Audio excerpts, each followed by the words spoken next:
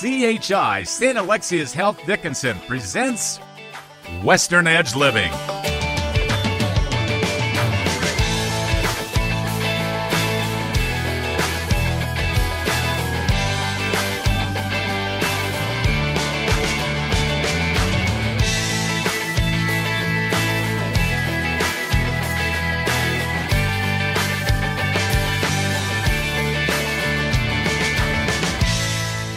Welcome to Western Edge Living. I'm your host, Bill Polnick. Thank you for tuning in. There's a lot of things that you could be doing right now, but you chose to watch our program, and I want you to know that I greatly appreciate that. Thank you.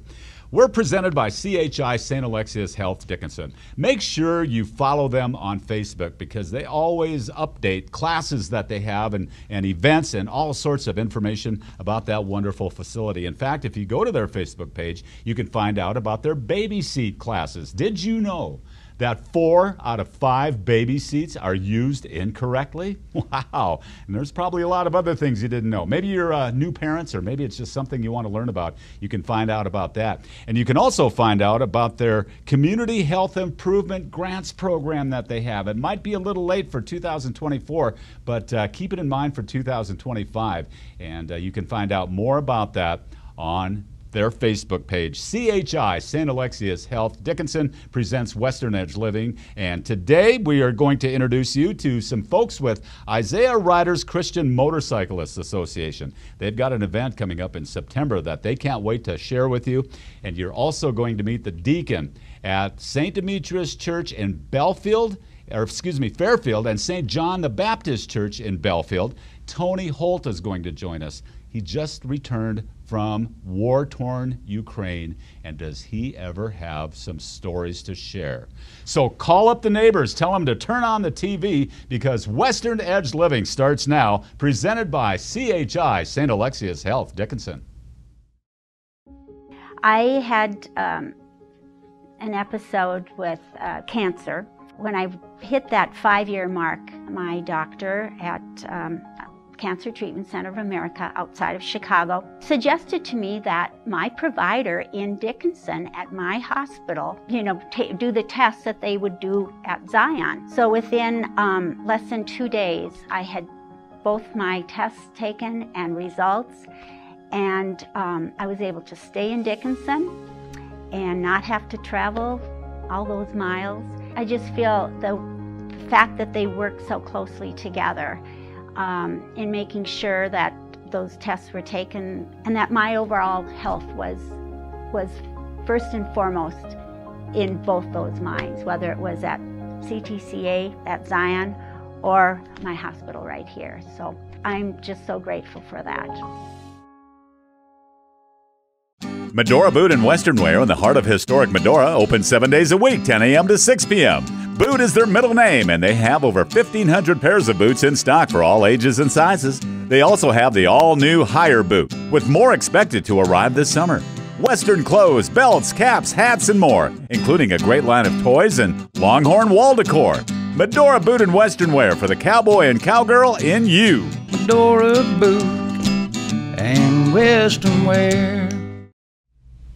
And we are back on Western Edge Living. Thanks for hanging in there with us. I appreciate that very much. And we are presented by CHI St. Alexius Health Dickinson.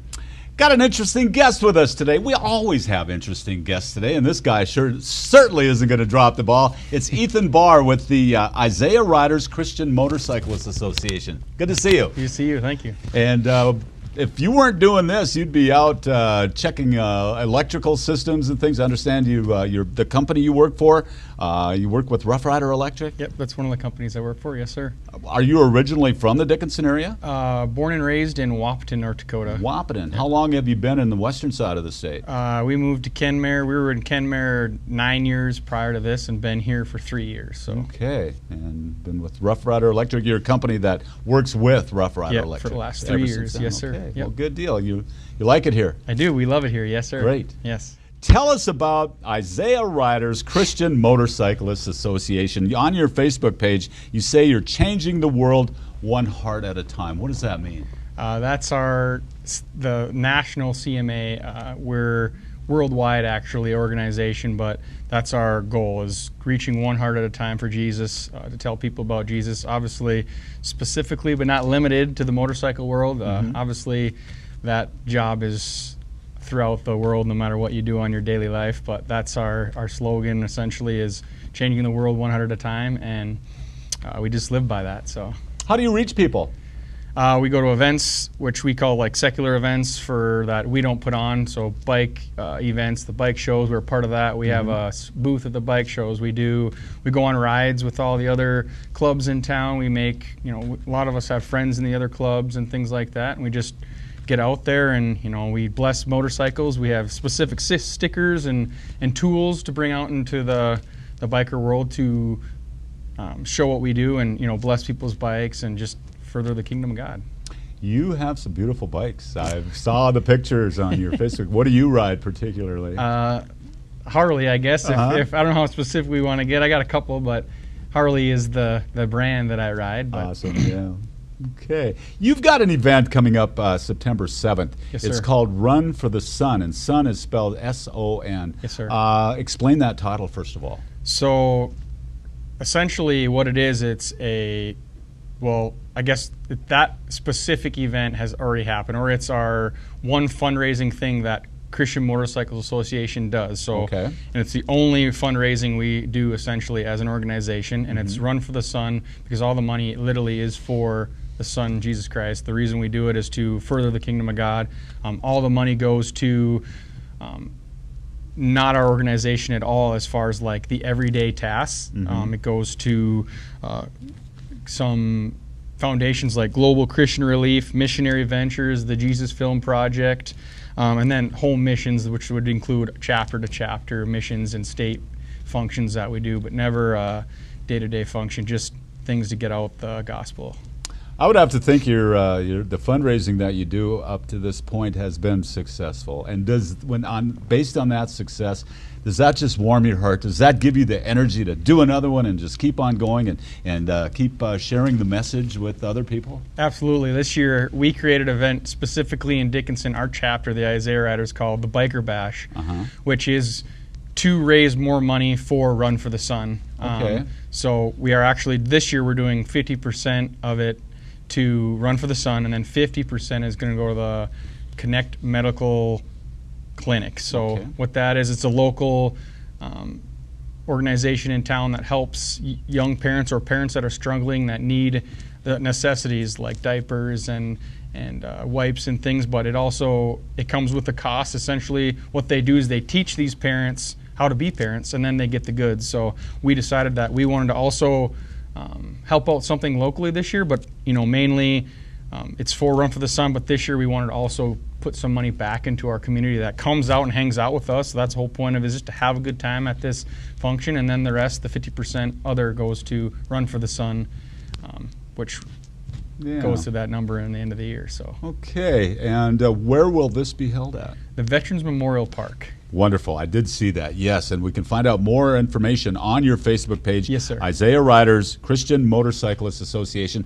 And there's contact information there if somebody's interested in joining, somebody's interested in attending one of these events and things as well. So, great. How many members do you have? And just estimate the number of riders that are members of your group that you have in this part of the world. Active members just in our chapter is 18. Wow, good. I believe in the United States it's somewhere around 400,000, or no kidding. Like nationally, I'd have to really check that facts, but it's somewhere 400 and some thousand members that we have. Like I said, this is worldwide now. We're now in multiple countries all over the world. CMA is, and Run for the Sun itself is one of the things that all these mission fundraisers, or I should say groups, like we have provided motorcycles and transportation for pastors that are overseas and that can't get to certain places, so we give them a boat or things like that. That was kind of right when it started, way back when in 1988.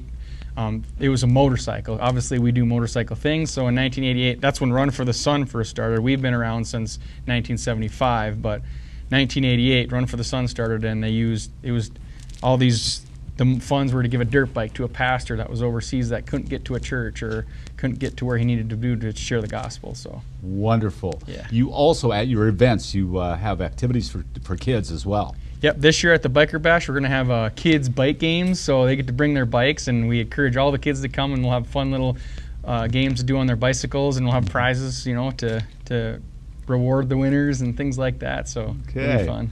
It's September 7th. Yes, sir. At the Veterans Memorial Park Yes. at Rocky Butte, and gosh, it looks like a great. September weather is underrated in North Dakota. Agreed. It's going to be a beautiful, clear day. There's not going to be any wind. It's going to be about 70 degrees, right? Right. Oh, good for you. Thank you for what you're doing for the community, giving back. Gosh, personally, Ethan, that just must feel awesome, huh? It does. We appreciate. Yeah. Is there anything that I haven't asked? Is there anything else that you would like to share with our viewer today on the Biker Bash or the group Isaiah Riders Christian Motorcyclists Association? Do you have anything you'd like to add today, Ethan? Just come hang out with us. It's family friendly. It's nothing but fun, free food, free will offering to come eat. And if you have a bike, come ride with us. It'll be a bug run. The Biker Bash will be a bug run. So donation is put a sticker on your thing, and whoever gets the bug closer to the bullseye gets a prize. Like we said, we're having some sloppy joes and hot dogs, and there'll be a bake sale, a silent auction as well. We have hoping to get some pretty awesome things to go in the silent auction, and all this, you know, 50% to Run for the Sun, 50% to the Connect Medical in town here. So yeah, just come out, hang out, and of course the ride too, which I believe kickstands up at 11. But check us out, check our Facebook out, Isaiah Riders. And then also, if you have any information or any questions, or want any information or any questions about CMA, CMAUSA.org. Everything you could ever want to know about us is on that page. Our vision, our missionaries, or a mission statement, all the things. So. Can thank Samantha. I met her at the church I go to, and she was pretty adamant about getting you on here. So I want to thank her for introducing us to you. Ethan, thank you for your time. Thank you for what you do. Time. I appreciate that. I appreciate you coming in today. Thanks for being on our show. I really appreciate it. Thank you. Coming up on Western Edge Living, you're going to meet a man that has recently returned from war-torn Ukraine. That's coming up on Western Edge Living, presented by CHI St. Alexius Health Dickinson. Wise men say only fools rush in, but I can't help falling in love with you.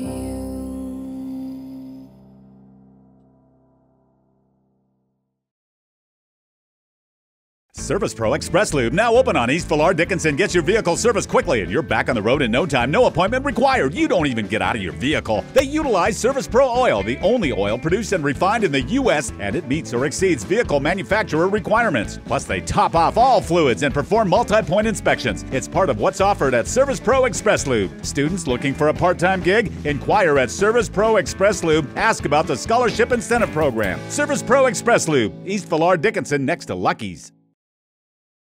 At Poncheros, we don't just make burritos. We build them for a full-on flavor experience when you eat it. Poncheros. Come build your better. At Poncheros, we mix our ingredients so that all the right stuff is in all the right places. Poncheros. Come build your better. Being affected with hearing loss is a common problem, but it made me feel detached from those around me, particularly loved ones. Finally, I made the decision to contact Alliance Center for Hearing in Bismarck. They understand hearing loss and are very thorough in testing, diagnosis, and recommending a solution. Contact Alliance Center for Hearing to begin your journey to better hearing. Alliance Center for Hearing gave me my hearing back, which brought me closer to those who matter most in my life. Download the consolidated MyTV app, available now at Google Play or the App Store. You know I got 2 home runs. You got 2 jacks. And then my grand slam, I signed the ball for you. Okay. And it says, Papa, I love you. Why did you do that? Because you taught me everything about baseball. I'm so sweet.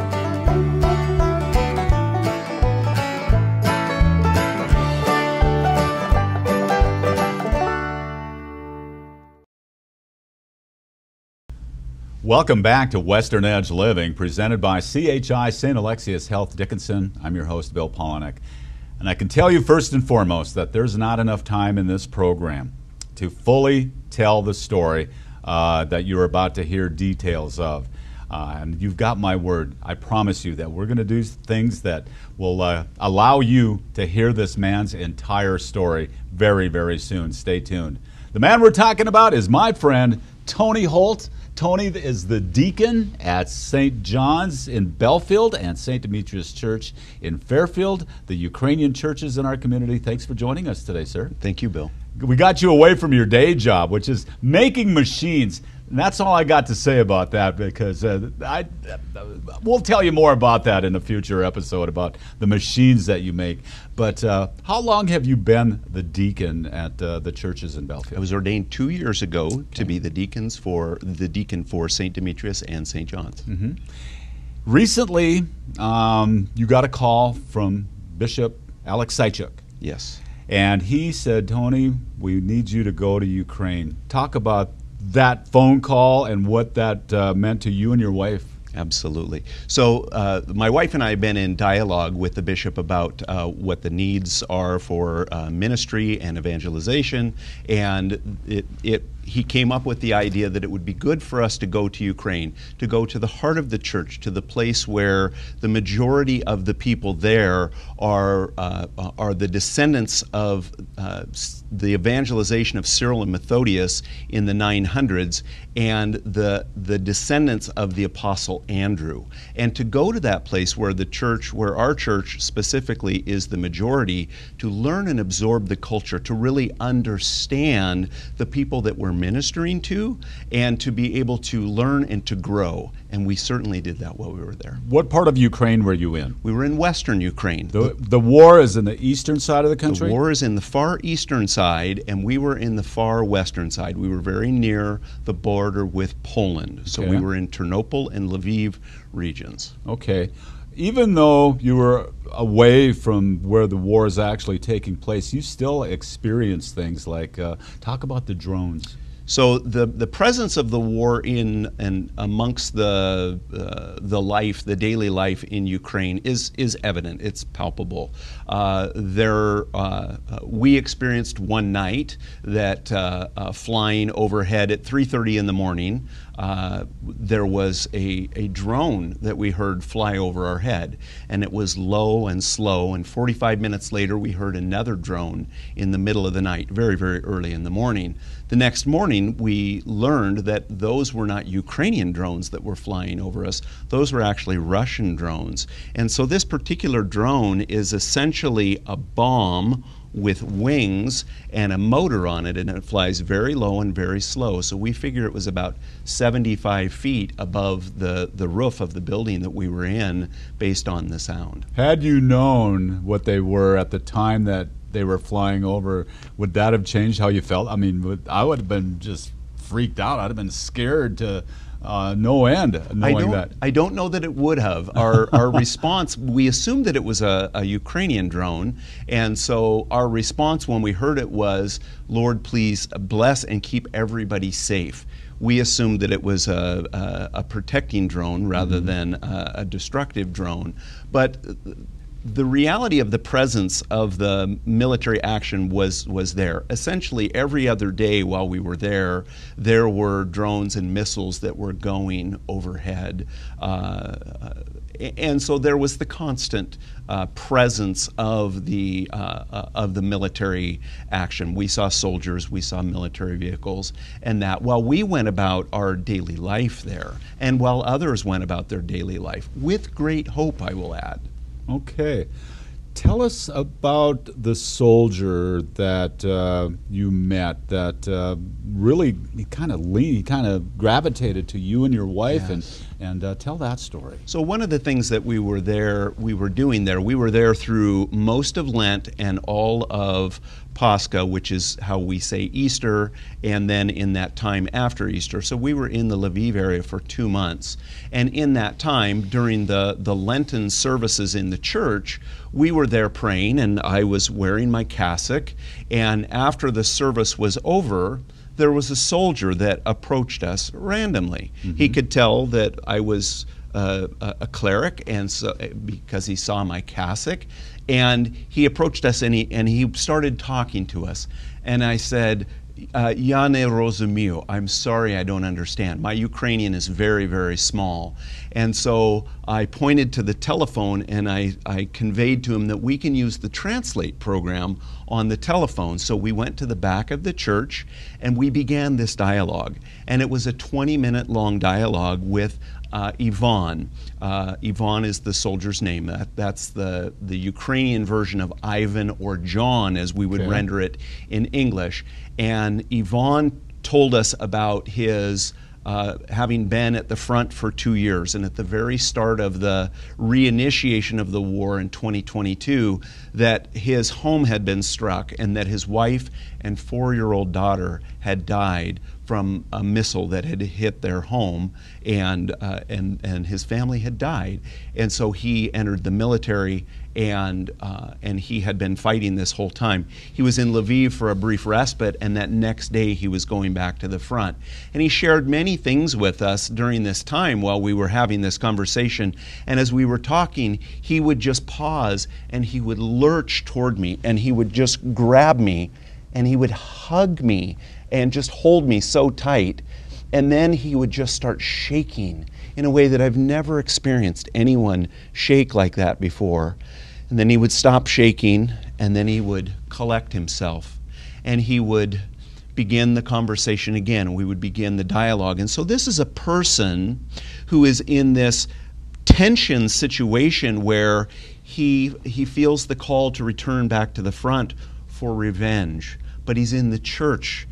And he's seeking God in this place because he knows that what he needs in his heart is to be in union with God, and he needs God's help with this. But he's struggling with this tension between anger and the will for vengeance versus the will to be healed and united to God. And so eventually, as this conversation is unfolding, he looks at my wife, who's also participating in the conversation. Yvonne is crying, I'm crying, my wife is crying. He looks at my wife, he reaches over and he takes her glasses, he raises her glasses to the top of her head, and he takes his fingers, he's shaking, he takes his fingers and he wipes her tears from her eyes. And then he takes her glasses and he puts them down again. But he's the one that's broken, not us. We're sharing his pain. What kind of takeaway did you get from that experience? What does that leave you feeling? What did that do to you and Katrina, your wife? Well, for one, we promised to pray for Ivan in his time of returning and moving forward. And we ask your readers to please, or your viewers to please also continue to pray for Ivan. We were left with a feeling of awe at the action and the mercy of God, that here is Ivan, and here he placed us in that place. We're the only people in the church that don't speak Ukrainian, but that was the person that was available in that moment. We were the people available in that moment, and that is who God put in our path. So that very account of the struggles of the Ukrainian people, the struggles of the soldiers, can be told right here on this television station. Wow, that is amazing, Tony. I couldn't imagine. Had you ever been in a war zone prior? I've never been to Ukraine. I've never been in a war zone. It was not something that we sought out in any way, but we went with no fear. We went trusting in God that He would unfold the opportunities, that He would open the doors that would lead to healing and grace for other people and to abundant blessings for us, which we did receive, and we got to give in some small way. The Ukrainian people, is there hope? Do they have hope? Do they have tremendous hope, optimism for the future? Tremendous hope. That is the takeaway. We told the Ukrainian people over and over again, the American people are 100% behind you. We love you. We support you. We want you to have wholeness in your country. We want this to be finished for you. And we experienced the complete hope that they have. They're not happy about the situation, but there's hope, and there is confidence that they will have peace again. We learned that it is a nation that has had violence and captivity over and over and over and over through the centuries. And when we speak again in the future, that'll be a good thing to talk about more. Yeah. But they have that hope from that endurance of their whole history. As you were telling me these things, we had a pre-interview kind of conversation recently, last night, in fact.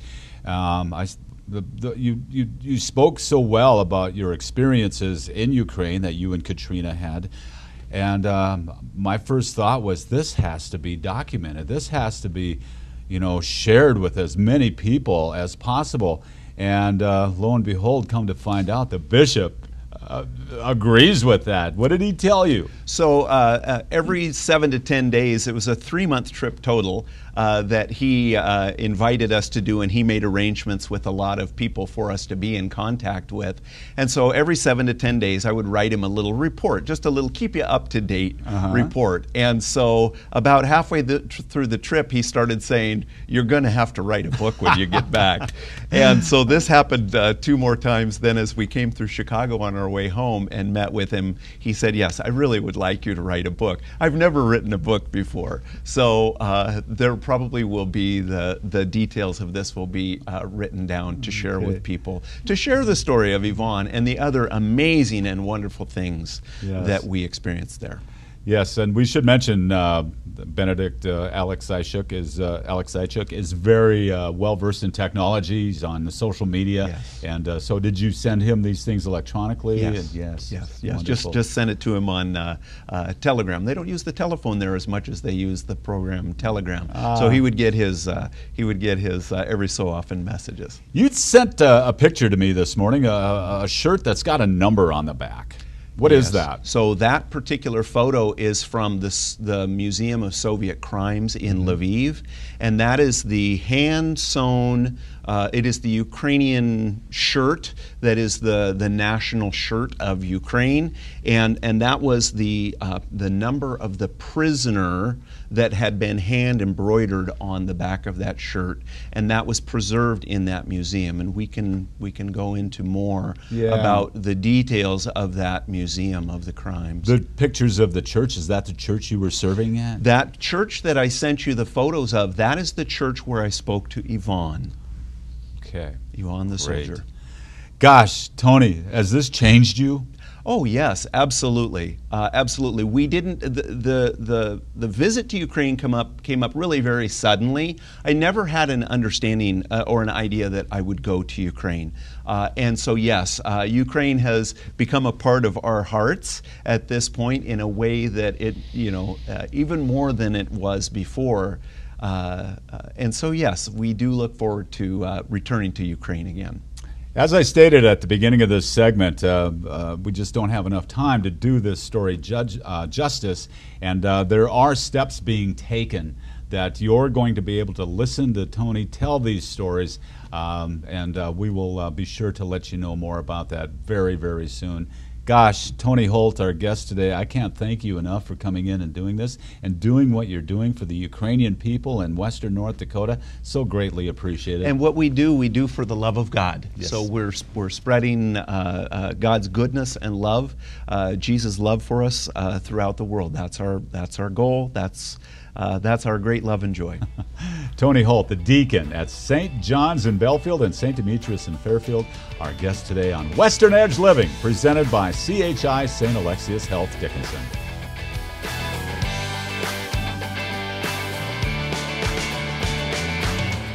Thank you for watching Western Edge Living, presented by CHI St. Alexius Health Dickinson.